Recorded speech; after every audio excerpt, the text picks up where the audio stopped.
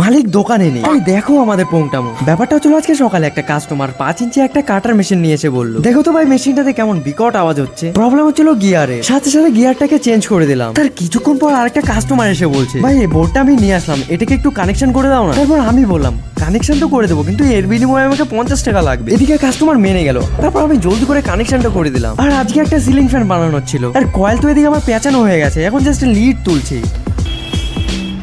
আর দুদিন আগে মালিক ফায়ার মোটরের দুটো কয়েল নিয়ে আসছিল। দুটো কয়েলই কিন্তু জলে ডুবেছিল। আর মালিক কয়েলগুলো নিয়ে এসে হিট করার পর একটা কয়েল তো শর্ট ছেড়ে দিয়েছে। আর যেটা 10 এইচপি মোটরের কয়েল ছিল এটা কিন্তু এখনো ফেস টু ফেস শর্ট দেখাচ্ছে। আর দুপুরবেলার দিকে যে সিলিং ফ্যানের কয়েলটা বানিয়েছিলাম তো সেই ফ্যানটাকে এখন ফিটিং করছে। আর এই কাস্টমারটা একবার মালিককে ফোন করে ফেলছে ফ্যানটা রেডি হয়েছে কিনা। তারপর ফ্যানটা কমপ্লিট করার পর এই মেশিনটাকে ধরলাম। আর এটা কিন্তু একটা গ্রেভি বানানোর মেশিন, মানে টমেটো যা দেওয়া হয় আর কি সব একদম পেঁচকে দেয়। তো চলো বন্ধুরা, তাহলে নেক্সট ভিডিওতে দেখা হচ্ছে। বাই।